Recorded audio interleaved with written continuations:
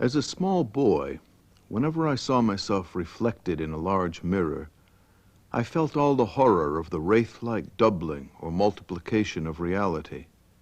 Mirrors, with their never-failing mimicry, their pursuit of each of my movements, their pantomime of the world, seemed eerie to me. If a mirror hangs in a room, I can no longer be alone there. Someone else is present. God created the forms of the mirror to show man that he is but a reflection, that all is vanity. This is why mirrors frighten us.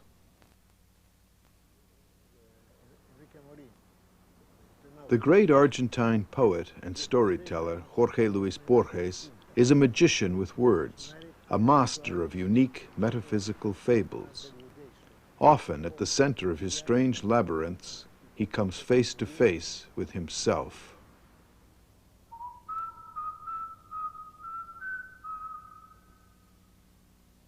When I went to Texas, I thought, why are people taking me seriously? Why on earth? Then I found out. Well, firstly, I was a South American. That made me something picturesque, almost into a Mexican, no? Then I was old. I was already old at the time. That was way back 1961 or 62. Now I would think of that as youth. At that time I didn't. People thought of it as no. Then poet and also blind. That made me into Homer or Milton. So that I had all those trick cards in my hand. You see, an old, blind, South American poet, that's quite impressive. Then I had to live up to that image. Old age, this is the name that others give it, may prove a time of happiness. The animal is dead or nearly dead. Man and soul go on. I live among vague whitish shapes that are not darkness yet. All through my life, things were too many. To think, Democritus tore out his eyes. Time has been my Democritus. This growing dark is slow and brings no pain. It flows along an easy slope and is akin to eternity. My friends are faceless. Women are as they were years ago. One street corner is taken for another. On the pages of books, there are no letters. From south and east and west and north, roads coming together have led me to my secret center. These roads were footsteps and echoes, women, men, agonies. Now I can forget them. I reach my center, my algebra, and my key, my mirror. Soon I shall know who I am.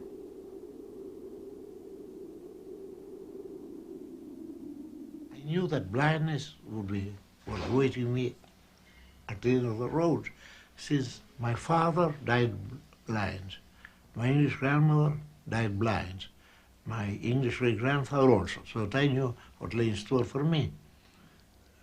And as it didn't come suddenly, but very quietly, I began losing, well, shapes, colors, and so on. The first colors I lost were, strangely enough, the black and red. Then I was left with three other colors. I was left with green, with blue, and with yellow. But blue and yellow somehow blended, and for a time I was left with yellow, kind of a vivid yellow. That was the last color left me. And now I live in the center of a luminous, at this moment, grayish mist.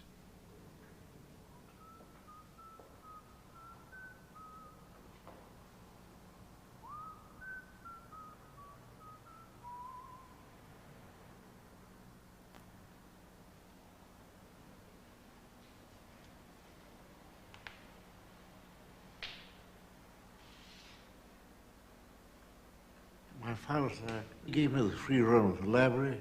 I could read what I wanted. And then he said to me, if you're bored, then lay the book aside. Don't be taken in by the writer being famous or being modern or being ancient. No, read what you enjoy. And only read what you enjoy, because if not, the whole thing is meaningless. So he gave me that very sound advice, and so I did, all through my life.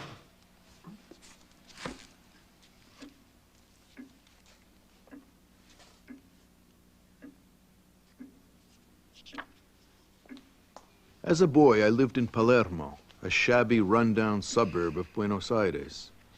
The world of the knife and guitar throve, I'm told, just around the corner. That was the Palermo of hoodlums called compadritos, who were famed for their knife fights. But this Palermo was only later to capture my imagination. The heroes who populated my days and gave a pleasant shiver to my nights were from the pages of Stevenson, Wells, Mark Twain, and the Arabian Nights.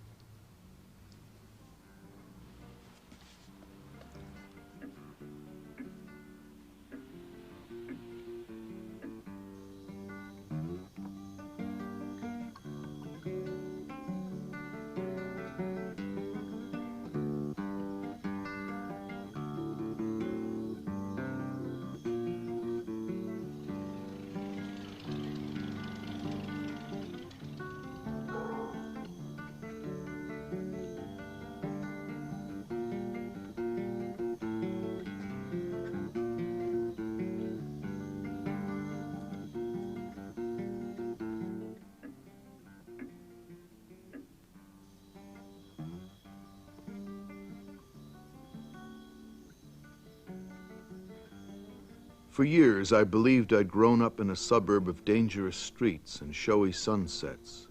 The truth is that I grew up in a garden behind a fence of iron palings and in that library of endless English books.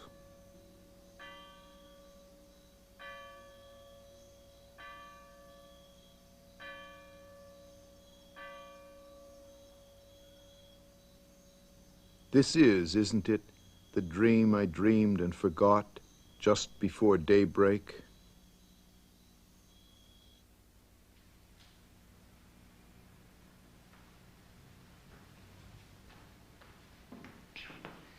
Borges, Sí.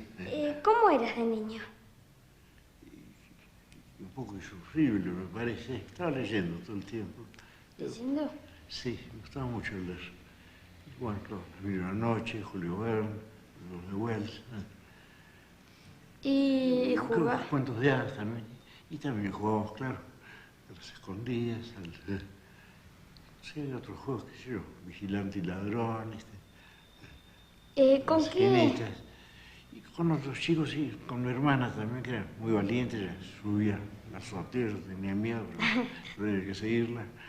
A lo alto del molino también subía ella, yo me daba miedo, la seguía ella. Y ahora no, ahora ella es tímida y yo soy, bueno, un poco menos tímido, pero siempre he sido tímido. Eso no importa, es tímido, no se las arregla, ¿no? The light comes in and I awake. There he is. He starts by telling me his name, which is, of course, my own. I return to the slavery that's lasted more than 7 times 10 years. He thrusts his memory on me. He thrusts on me the petty drudgery of each day, the fact of dwelling in a body. I am his old nurse. He makes me wash his feet. He lies in wait for me in mirrors, in mahogany, in shop windows. He is in my steps, in my voice. I hate everything about him. I note with satisfaction that he can barely see. I'm inside a circular cell and the endless wall is closing in. Neither of us deceives the other, but both of us are lying. We know each other too well, inseparable brother. You drink the water from my cup and eat my bread. The door of suicide is open, but theologians hold that I'll be there in the far shadow of the other kingdom, waiting for myself. I think I'm sick and tired of him. Every morning I wake up and there he is. And people was speaking to me about him, and I have to remember things, even to intone verses, to explain my writings, the writing I've forgotten. Or maybe I feel exhausted now and then. Well, I do my best to describe him in every line I write, since I'm unable to invent other characters. So I keep on describing him all the time and slightly disguising myself, very slightly only. The reader knows myself all the time. I can tell that. I don't know, I think of myself as a reader, as a dreamer, and off and on as a writer. Only off and on. Borges tells one story, the meeting, through the eyes of a boy of 10 or 11, who might have been himself many years ago. My cousin Lafineur took me to a barbecue that evening at a house called the Laurels, in one of those suburban towns lying just to the north that sloped down to the river. All the others were grown-ups. No one ruffled my shyness. No one paid any attention to me.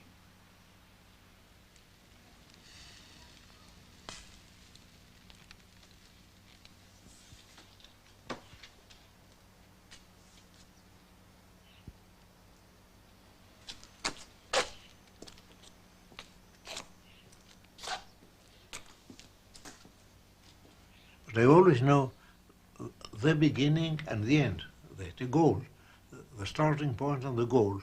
That's all I know. And then I have to invent the rest for myself. But the starting point and the goal are given me by somebody or something, I don't know. That's beyond me, of course.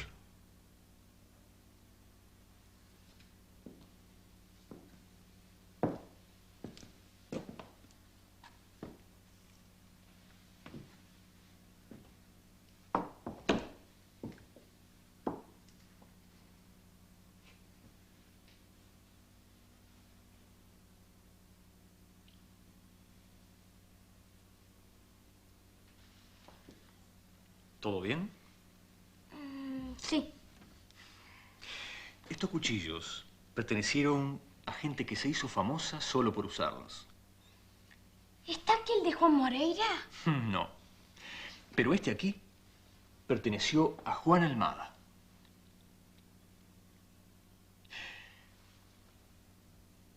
Y este otro a Juan Almanza.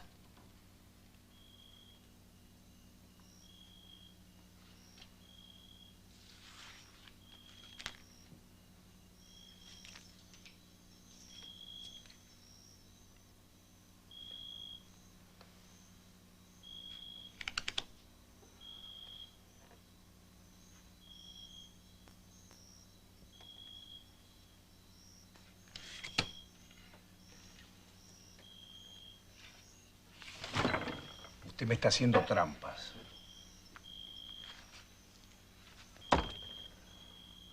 Usted me está jodiendo, ¿sabe?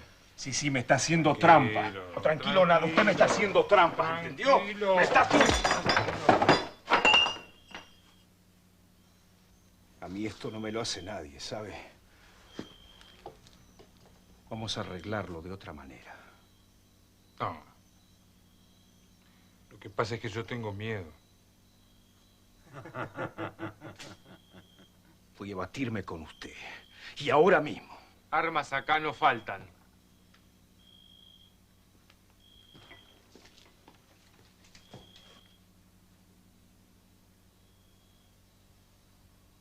Y alcanza.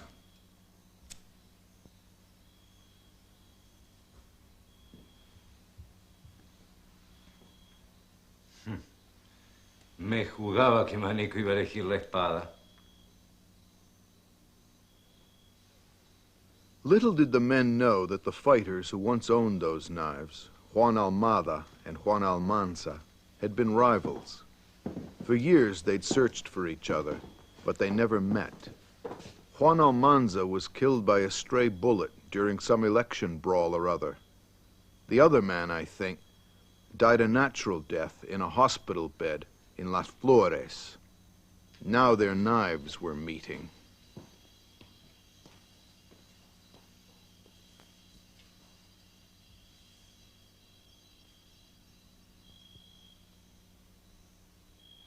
Este lugar es aparente.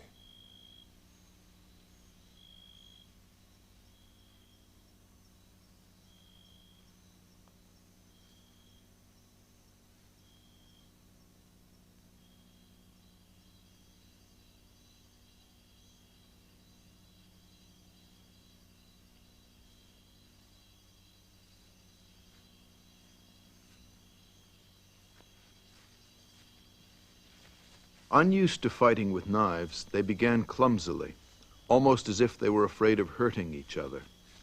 They began by watching the blades, which no old-time knife fighter would have done, but later their eyes were on one another. Danger, in some way, was transfiguring them. Suelten esa ferretería que los estorba y agárrense de veras. Uriarte's hand shook as he gripped the knife, and the same with Duncan. It was as though after a long sleep, side by side in the cabinet, the knives were coming awake and taking over.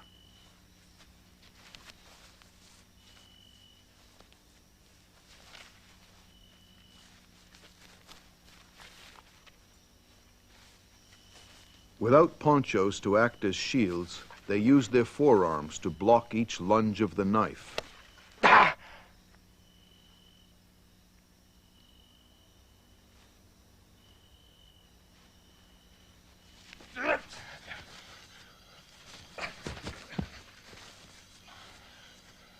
I had imagined the fight as a chaos of steel. Instead, I was able to follow it, or almost follow it, as if it were a game of chess.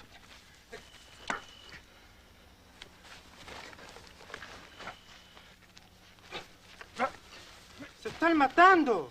¡No lo dejen seguir!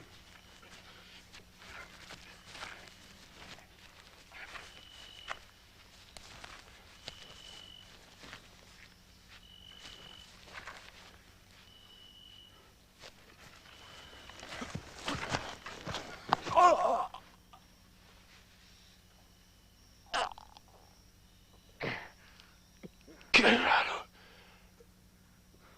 Todo esto es como un sueño.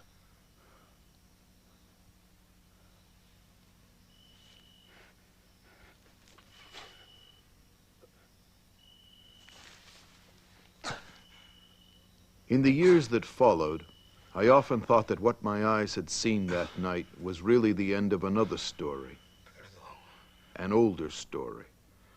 Even after their gauchos were dust, the knives, not their tools, the men, knew how to fight. Who knows whether these knives will meet again? Who knows whether the story ends here?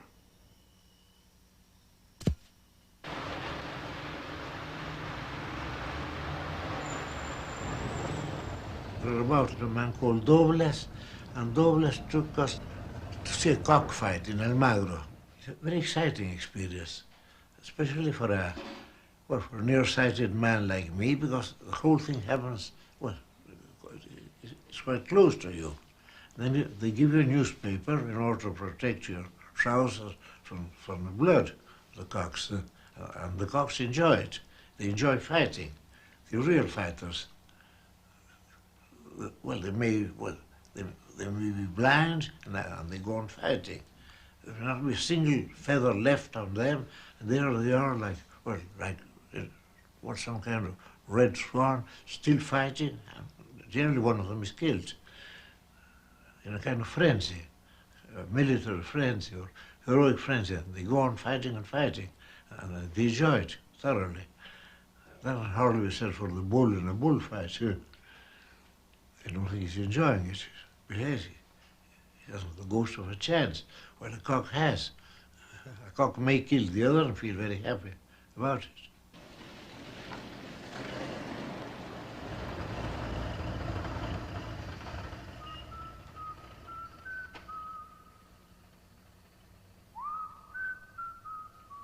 I knew that I would be a literary man, I mean, not in the actual sense of writing, perhaps, but that my life would be spent among books. Those books were very important and very, well, endearing things. I always thought of heaven as a library. I always thought of paradise as being a library, as being full of books, especially of English books, and of 19th century books, I should say. Large, red, bound volumes, not paperbacks, of course, known for modern rubbish. In about 1937, I took my first regular full-time job, a very minor position in a branch of the municipal library out in a drab and dreary part of town.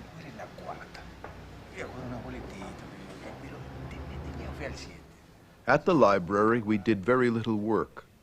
The other men were only interested in horse racing, football, and smutty stories. The first day I worked honestly.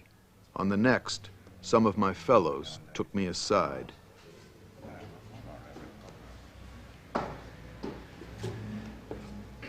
Escúcheme, Borges. Yo pienso que usted está trabajando demasiado. Tiene que trabajar más tranquilo, más despacio, ¿me entiende? Con calma, así no hay apuro. Pero mire que hay una cantidad de libros atrasadísimos. Sí, pero no importa. Mire, usted, por ejemplo, hoy hace 85, mañana hace 120, pasado 140. Así, con calma, despacio. Tenemos todo el tiempo del mundo. Pero mire, por ejemplo... No, despacito, con calma. Con calma.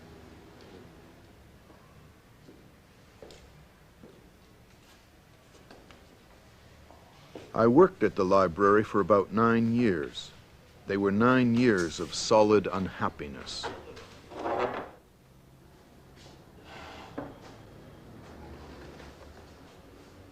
I would do all my library work in the first hour, and then steal away to the roof and pass the other 5 hours in reading or writing. It was there, while I was playing truant, that I wrote some of my earliest stories. I was very clumsy when I began writing, and now I suppose I'm less clumsy. Now I try to write, well, very simple words, words that need not send the reader to a dictionary. And I also try to tell my stories as simply as I can. I don't want to intrude into what I'm writing. I want to, well, the writing, well, let's say the dream, I want the dream to have its way with me. I don't want to interfere with it.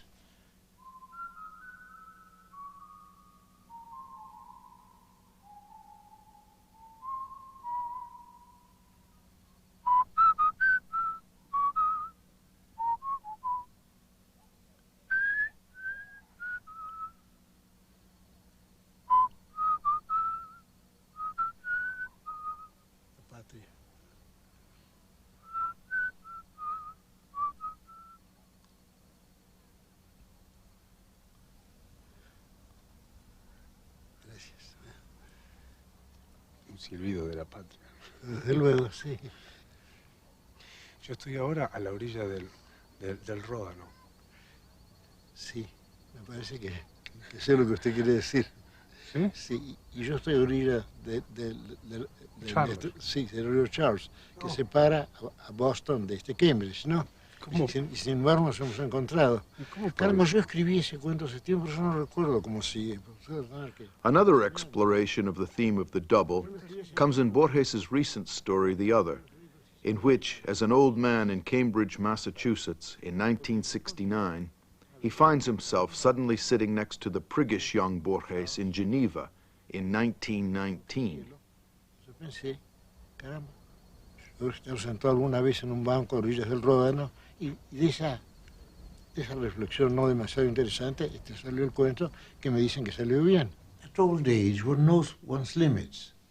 When I was a young man, I thought I could be Oliver Cromwell or Thomas Carlyle or so on at will. Now I know, well, I know my limits. I know, for example, well, I know I couldn't attempt to write a novel. I couldn't attempt to write an epic. I couldn't attempt to be a man of action. I'm a mere literary man.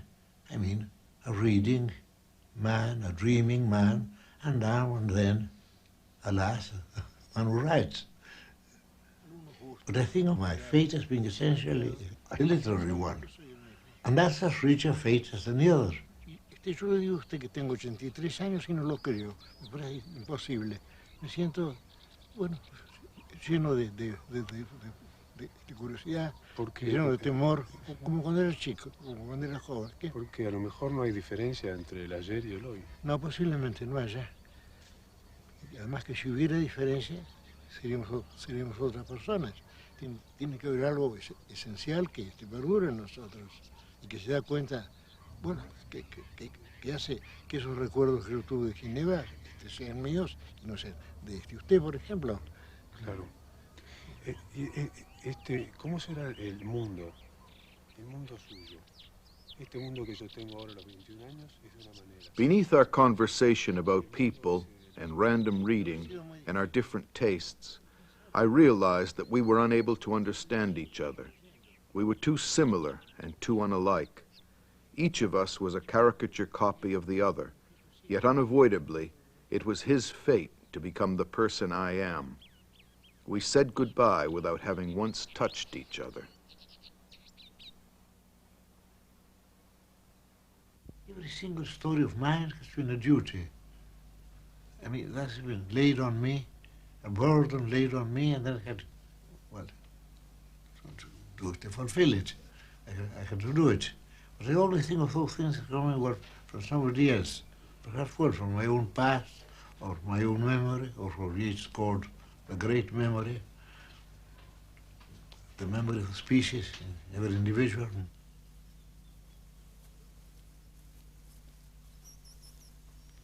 Of all the men I ever knew, Ireneo Funes is the one who most haunts my memory. He was a country boy from a small town in Uruguay, the son of a woman who took in washing. Ave María Purísima. El pecado concebida.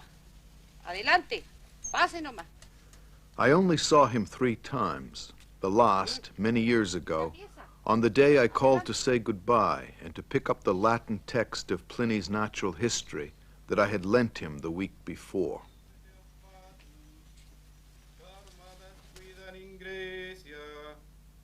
Quae quis exegerit volumina in bibliothecis, legentis modo representavit, ars postremo eius rei facta, consumata a metrodoros sceptio. Ireneo had been thrown by a half-wild horse belonging to the San Francisco ranch, and he now lay hopelessly paralyzed.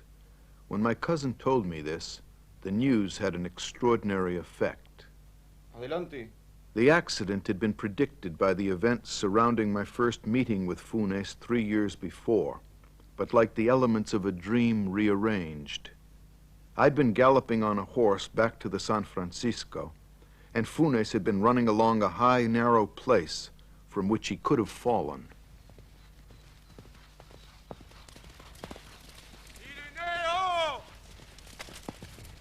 ¿Qué horas son, Ireneo?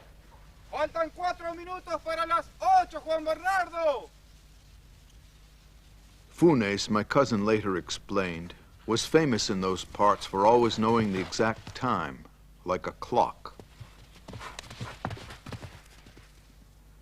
Now, his eyes fixed on the fig tree beyond the window or on some spider's web, Funes never moved from his cot. Every evening as the sun went down, he was carried to the window. Antes que el azulejo me volteara, yo era como todos los cristianos. Un ciego, un abombao, un desmemoriado. Pero vos siempre supiste la hora justa, ¿no?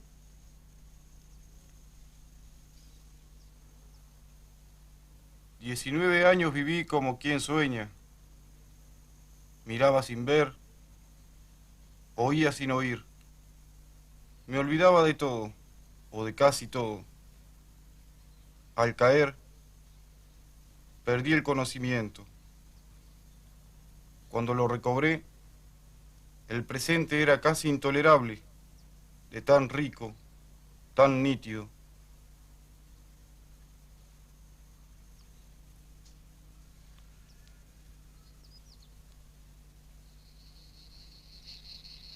The rest of us, with a single glance, see 3 glasses on a table. Funes, when he looks, sees the glasses and overhead each and every tendril, each cluster, each individual fruit of the entire grapevine.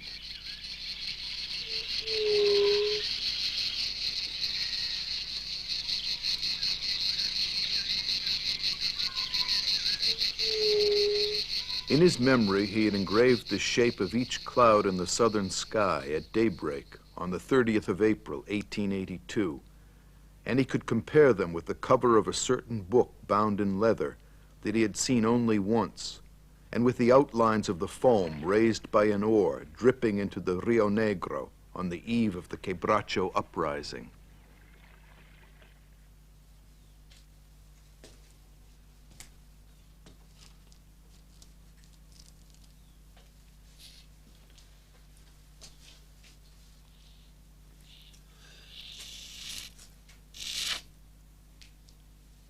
Yo solo tengo más recuerdos que los que habrán tenido todos los hombres, desde que el mundo es mundo.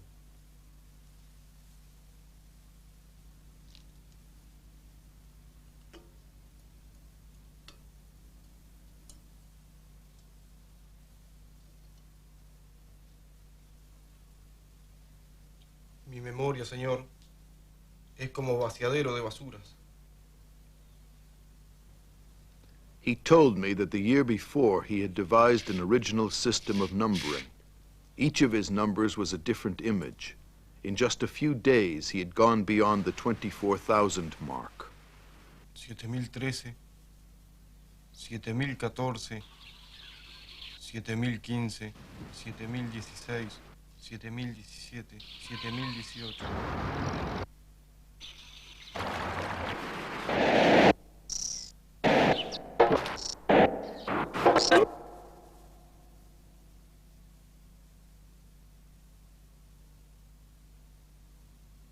Pero esas voces inconexas son lo contrario de un sistema de numeración. Decir 365 es decir 3 centenas, 6 decenas y 5 unidades. Eso no existe en los números ballena, ferrocarril, pluma, caldera. No existe. ¿Por qué el perro de las 3 y 14, visto de perfil, tiene el mismo nombre que el perro de las 3 y cuarto, visto de frente? I realized then that for all his prodigious memory, Funes was incapable of generalizing, of abstracting, that he was, in short, incapable of thought. In his teeming world there was nothing but detail after detail. It must have been difficult for him to sleep, to turn his mind from the world.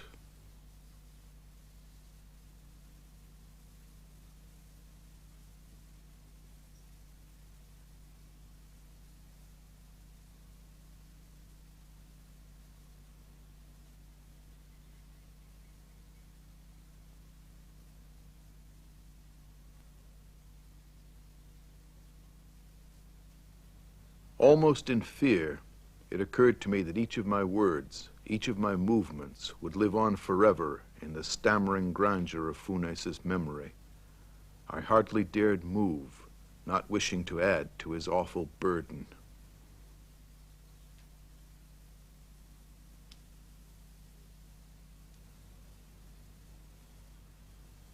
Toward dawn, almost as if for the first time, I saw the face of the voice that had spoken to me all night.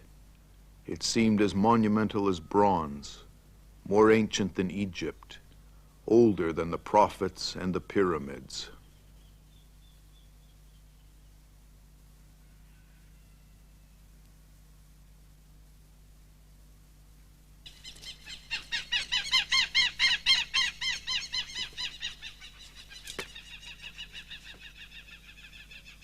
It was almost with relief that I learned 2 years later of Funes's death from congestion of the lungs.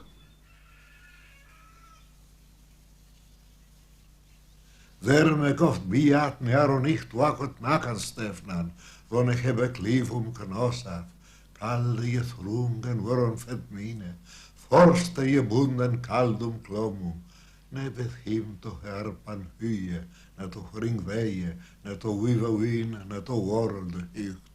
There, ik neje hyrde butan klima se, is kaldne way, whilum hulvete song. How does it sound? It sounds beautiful. Yes, I think it does, really. Of course, this is South American Anglo-Saxon, mere South American Anglo-Saxon. It sounds beautifully.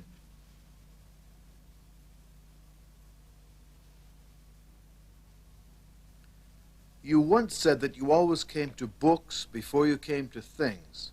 You must have absorbed a whole library of literary memories. Poetry, it springs from poetry. As you say that, after all, since there are many subjects, why not reading? Since reading is one of the major experiences of mankind. The reading is very important, at least to me, and also living, you know. But reading, well, when you're reading, you're living, of course, and in a very vivid way sometimes. So Montaigne said that reading was a language pleasure, but I don't believe that. I don't feel of it that way. I feel of reading as very vivid, especially if you're reading poetry. Elvira de Alvear. She once had everything, but one by one each thing abandoned her. We saw her armed with beauty. The morning and the hard light of noon from their pinnacle revealed to her the glorious kingdoms of the world. Evening wiped them away. The luck of the stars, the endless, ever-present web of causes. Menos una, la generosa cortesía, la acompañó hasta el fin de su jornada, más allá del delirio y del eclipse, de un modo casi angélico. De Elvira, lo primero que vi hace tantos años fue la sonrisa, y es también lo último. Claro, claro. Murió sonriendo, sí. Y completamente loca, quería asesinarla a la madre. Quedaron muy, muy pobres.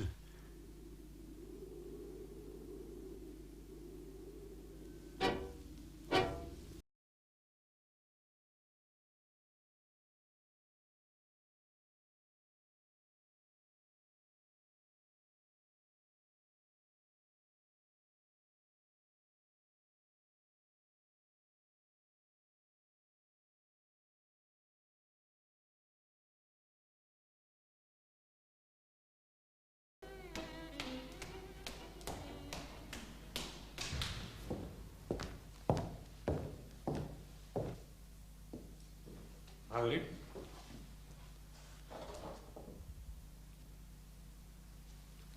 ¿Qué te pasó?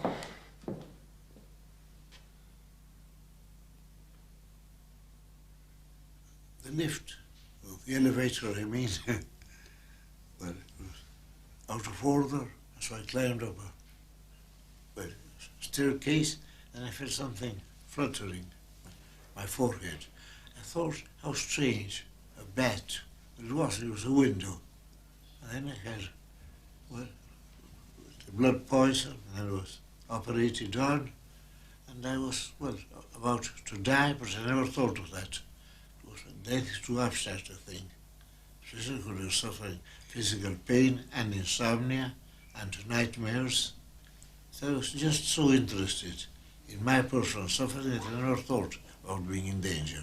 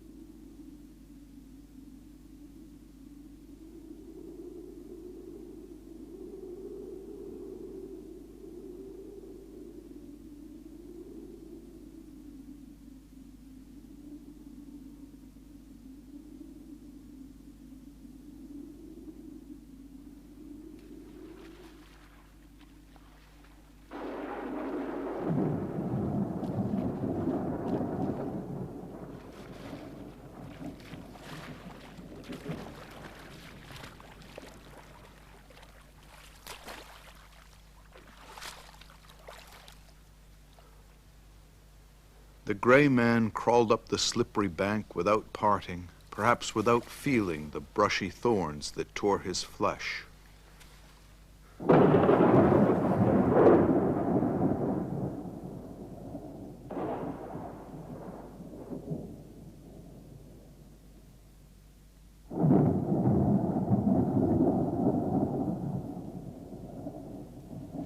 He made his way, faint and bleeding, to the circular ruin which was once the color of fire and is now the color of ash.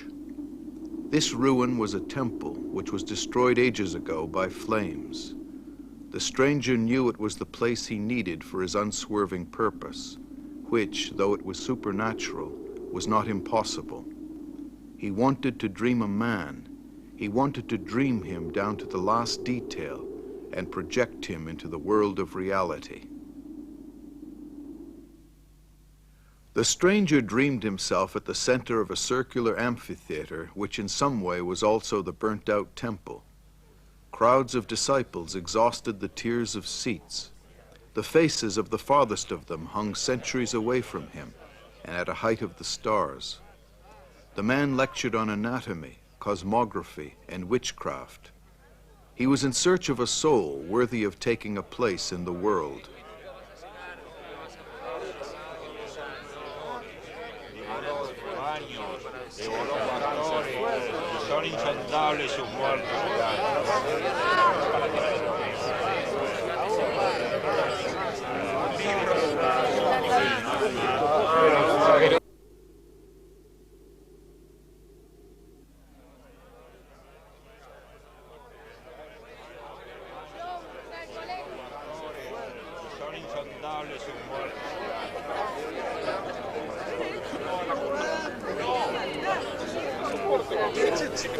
After 9 or 10 days, he realized that nothing could be expected from those pupils who passively accepted his teaching.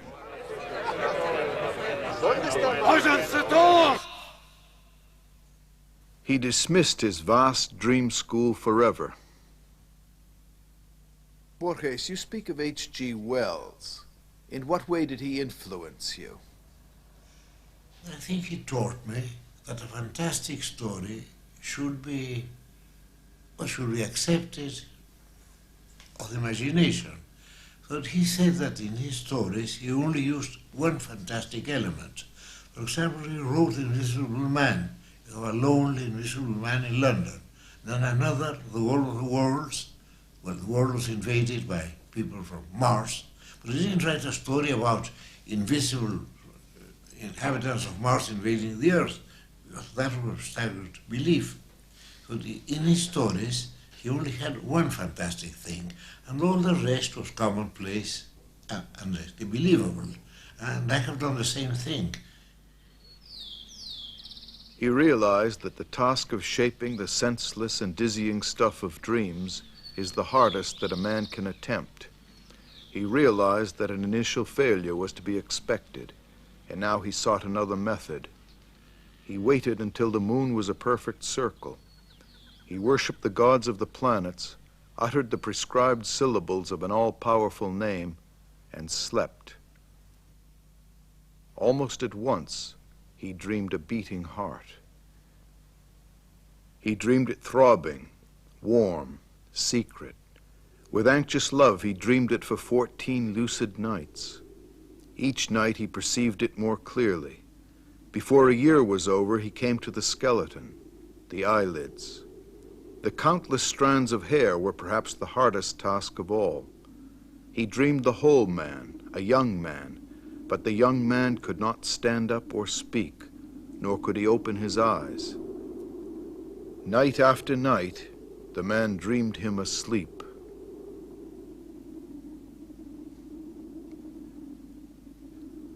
At last, in the dreamer's dream, the dreamed one awoke. I was enjoying that kind of writing, that kind of pompous writing. I was enjoying it as a game. After all, literature is a game. But Stevenson said you should play at it seriously, even as a boy does. A boy plays seriously.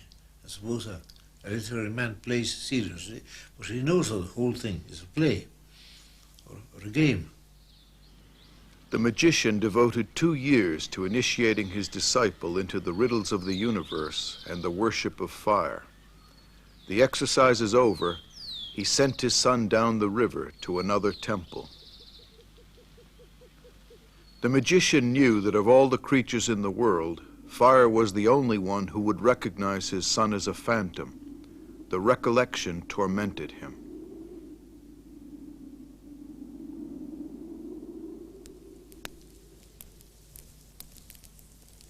The end of these anxieties came suddenly, but certain signs foretold it. The sky took on the rosy hue of a leopard's gums. Pillars of smoke turned the metal of the nights to rust. What had happened many centuries ago was happening again. The ruins of the fire god's shrine were being destroyed by fire. Death was coming to crown the magician's years and to release him from his labors. He walked into the leaping pennants of flame.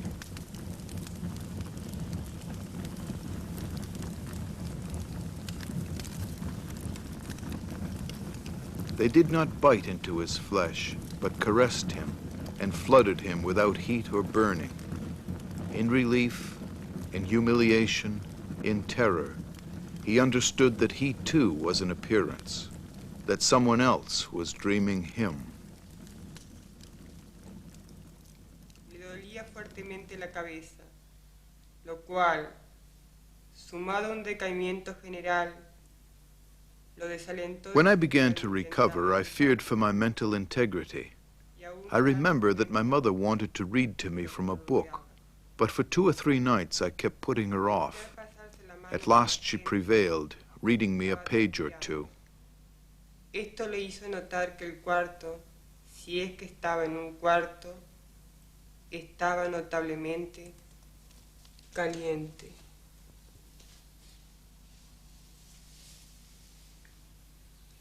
¿Por qué llora, Jorge?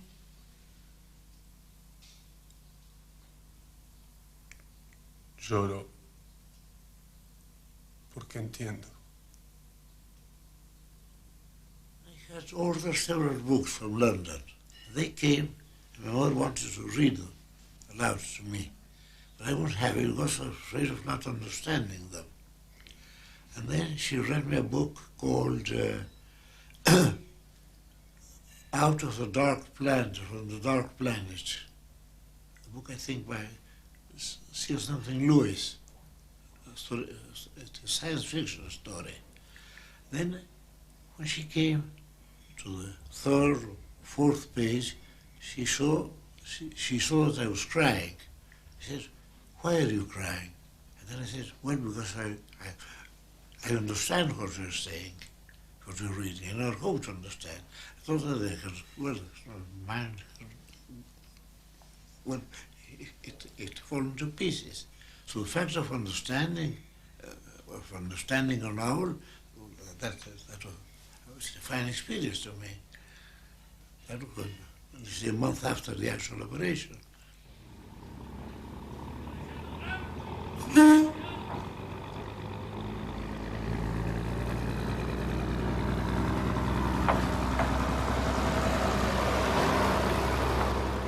In order to convalesce from a head wound exactly like the one suffered by Borges, Juan Dalman, in the story The South, decides to go to the country to the south of Buenos Aires. In the agony of his first night in the hospital, Dalman felt that if he'd been able to choose or dream his own death, this is the death he would have chosen or dreamed. Is this his reality? Or is it his last dream on the operating table?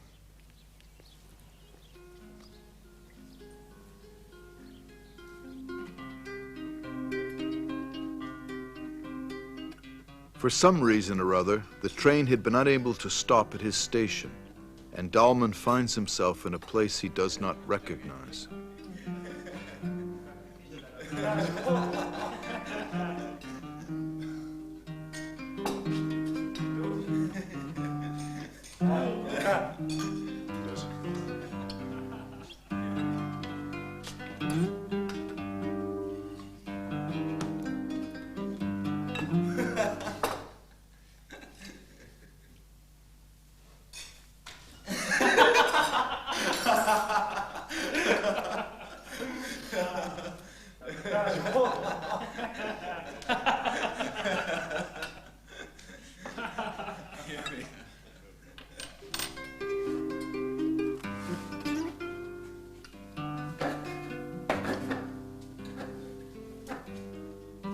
se vaya, señor Rafa. No le hagas caso a los muchachos. Están un poco alegres.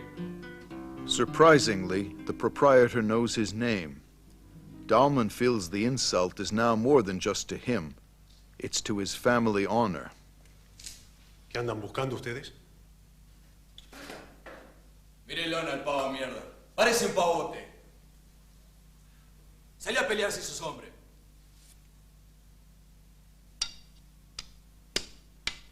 Déjelo en paz, muchacho. Lo ve que está desarmado.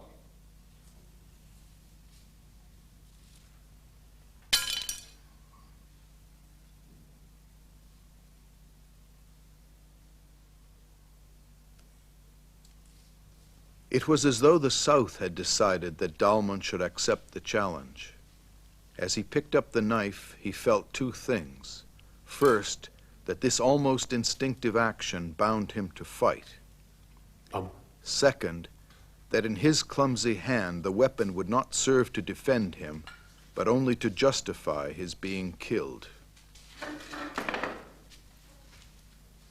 That's individual courage, no?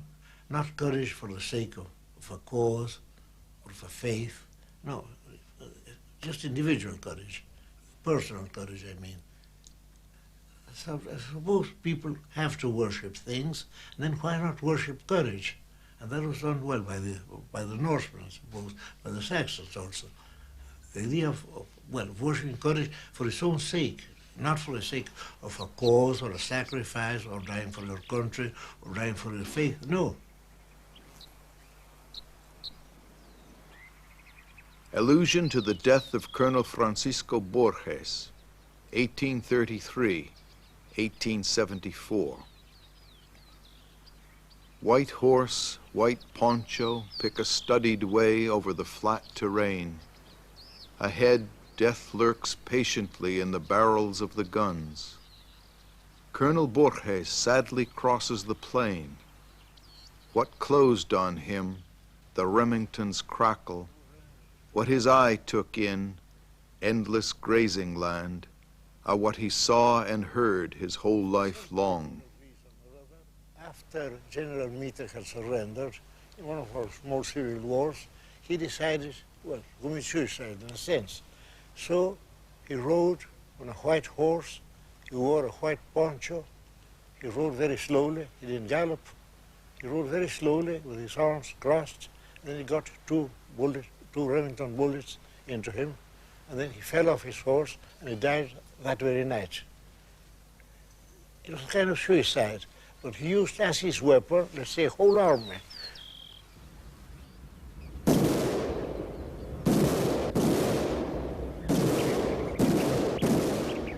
Well, De Quincey wrote about that, The Death in Summer, in his autobiography. And there you have Death in Summer, I mean, a man riding a white horse, wearing a white poncho, and being shot by two Remington bullets. It was at 2 o'clock or so in the afternoon, the sunlight on him. Here was his home, in the thick of battle. In his epic world, riding on his horse, I leave him almost untouched by my verse.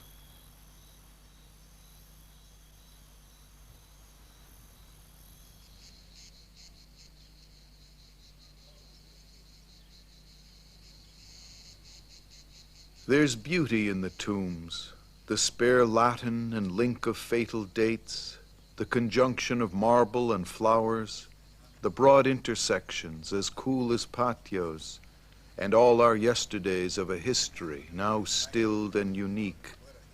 We mistake this peace for death, believing we yearn for our end when we yearned for sleep and oblivion. These thoughts came to me in the Recoleta, in the place where my ashes will lie.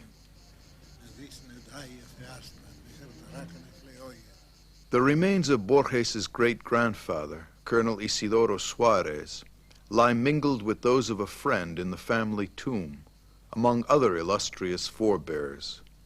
Suarez fought for his country's independence, but was to die in exile in Montevideo. To the rest, I suppose most of my people are here, except that I don't feel them to be here, really. what is left is, well, something fleshly, mere, simply ashes and so on. I can't even think of a ghost as being here, and I hope my ghost will not be restricted to this rather uncanny and weird cell.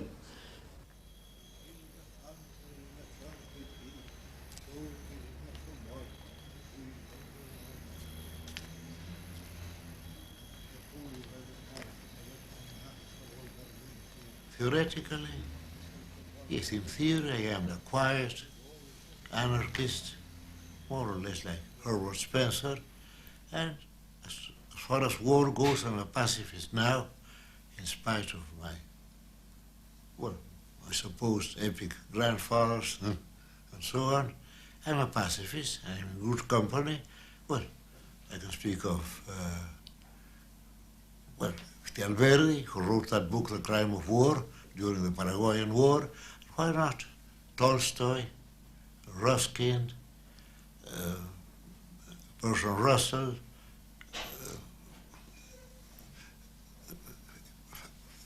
Henri Barbusse, Romain Rolland, Hammarskjöld. Well, there were so many of them.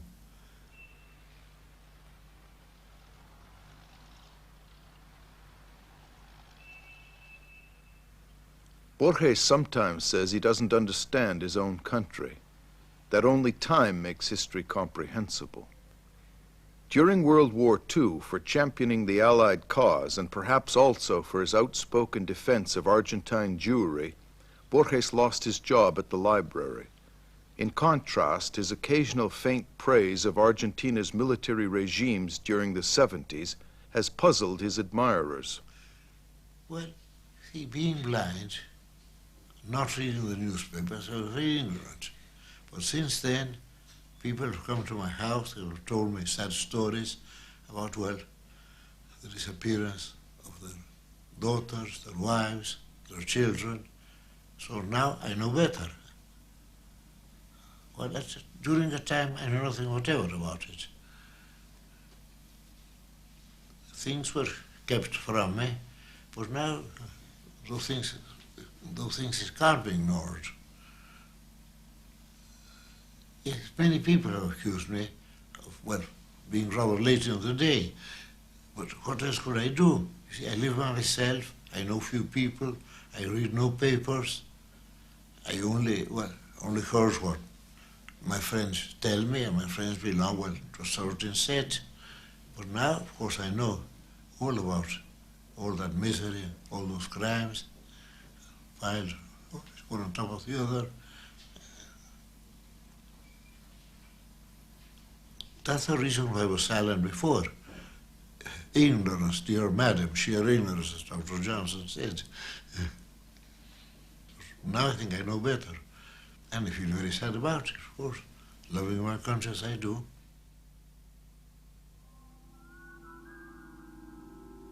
Oddly, one of Borges's most complete portraits of his beloved Buenos Aires comes in his phantasmagorical tale, Death and the Compass, whose mood and texture are straight out of the pages of G.K. Chesterton. Of the many problems that ever taxed Eric Lönnrot's rash mind, none was so strange, so methodically strange, let us say, as the intermittent series of murders which came to a culmination amid the incessant odor of eucalyptus trees at the Villa Triste-le-Roi. It is true that Lönnrot failed to prevent the last of the murders, but that he foresaw it is undeniable.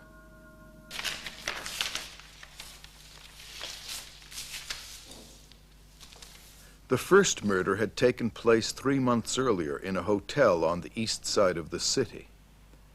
Its victim was Rabbi Marcel Yarmolinsky, the author of an erudite book on the Tetragrammaton, the 4 secret letters of the name of God.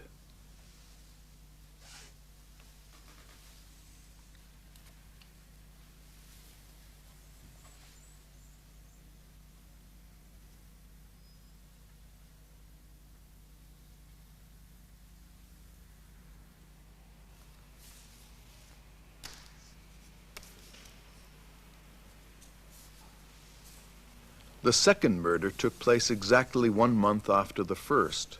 This time the victim, a petty gangster, was found on the city's north side.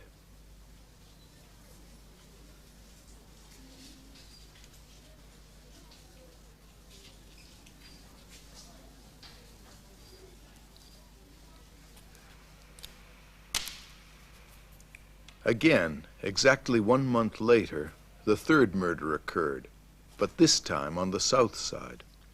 Studying the locations of these 3 crimes, Lönnrot noted their symmetry in time and space. The third victim had disappeared during Carnival.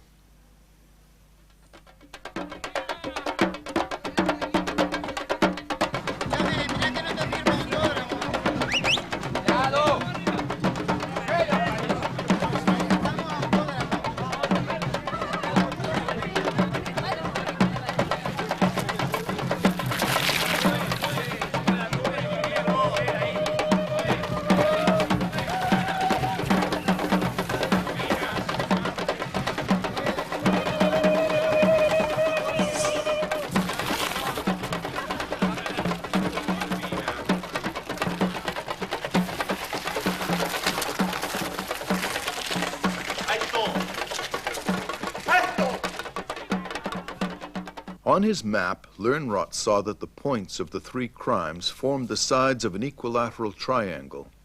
All at once, he felt he was on the verge of solving the mystery. There was one shape each crime had in common.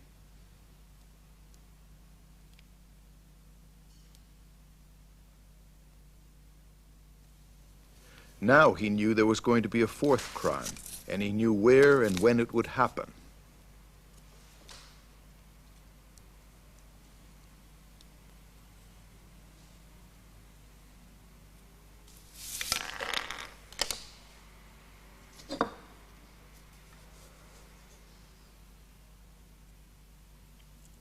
Triste, le roi.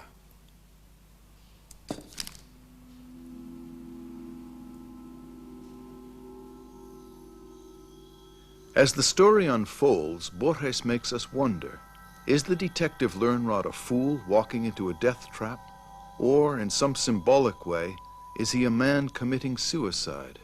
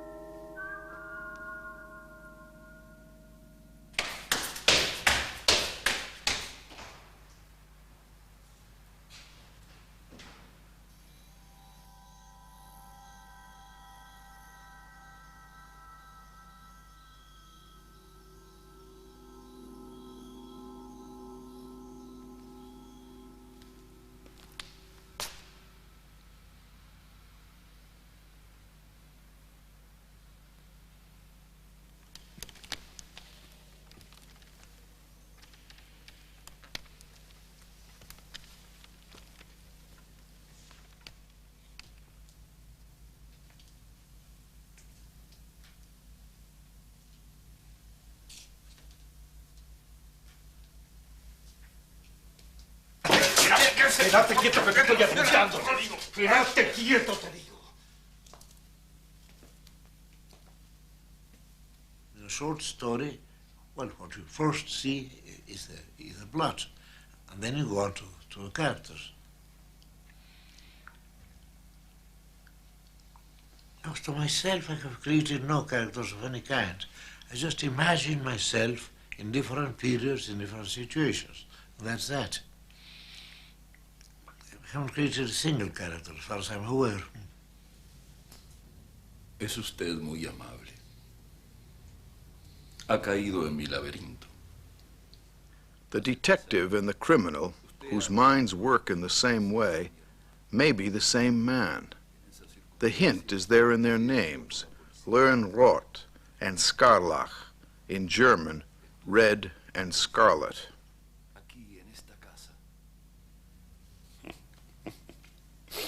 Usted ha dado vuelta a las cosas, Scarlach. En vez del detective cazar al delincuente, parece que el delincuente atrapó al detective. Al rabino lo mataron por error. Uno de mis hombres me traicionó. Y ese fue la segunda víctima. Conociendo su forma de pensar, le preparé un escenario para su muerte y dispuse las señales que lo condujeron aquí. A triste le roi.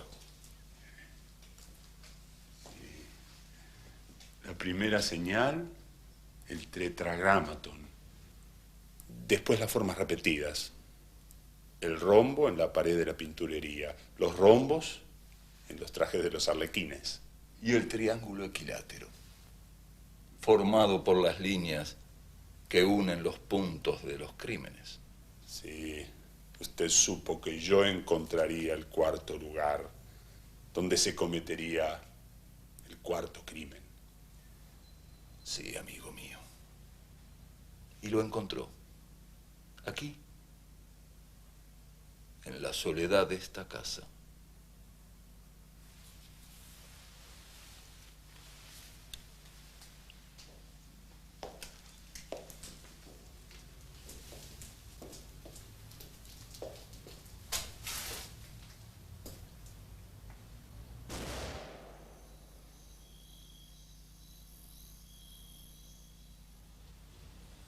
In 1955, after the fall of Perón, always referred to by Borges as the unmentionable, Borges was named director of the Argentine National Library. Poem of the Gifts. No one should read self-pity or reproach into this statement of the majesty of God, who with such splendid irony granted me books and blindness at one touch. Care of this city of books he handed over to sightless eyes, which now can do no more than read in libraries of dream the poor and senseless paragraphs that dawns deliver to wishful scrutiny. Davis Barnard. La edición que tiene de hoy está.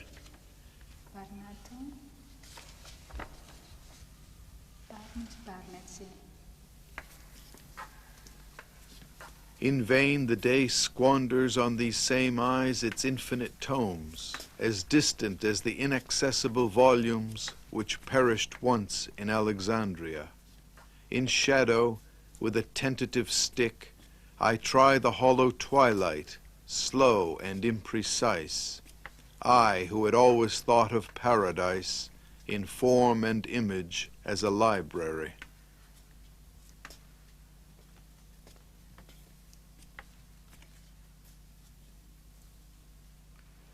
Well, because I keep on repeating the same tricks, and people like them. I mean, I'm always amazing them, well, with mirrors, with swords, with labyrinths, with masks, and that's that. Yeah, quite a small bag of tricks. You open one story with these lines, Borges. If I'm not mistaken, the chief sources of information concerning Mokhana, the veiled or literally masked prophet of Khorasan, are only 4 in number. And then they invented 2 of them, no? Those passages from the history of the caliphs culled by Baladuri, the Giant's Handbook, or Book of Precision and Revision. Well, the whole thing was a hoax, of course. The Giant's Handbook, that's very good, eh? It's quite good. But did he actually write that? You did, yes. The Giant's Handbook. Why should a giant need a handbook? This was an enormous book. A very bulky volume, meant for a giant.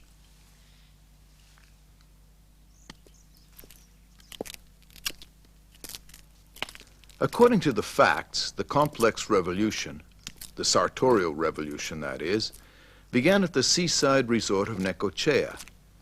Its leading actors were Eduardo S. Bradford and police chief Manuel M. Silveira. Many will recall the elegant figure that Bradford cut. At the same time, he was so sensitive to the cold that no one ever saw him bathe in the sea. Another idiosyncrasy that did not elude the eye of the keen observer was that, in spite of the watch chain he wore across his waistcoat, Bradford mischievously refused to give anyone the time.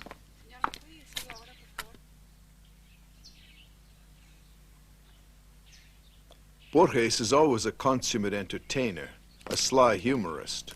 Sometimes the humor runs to the extravagant, and nowhere more than in the sketches written 15 years ago in collaboration with his longtime friend, Adolfo Bioy Casares.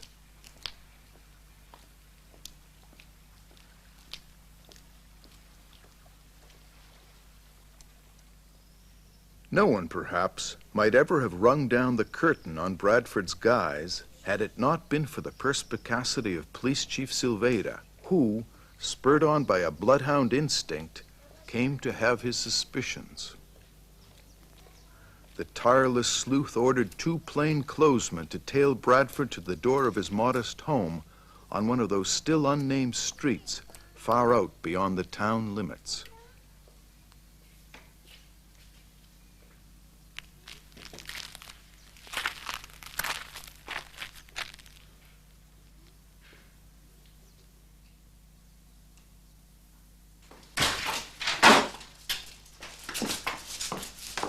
Bradford surrendered on the spot, but he did not let go of his Malaga cane, nor did he take off his hat.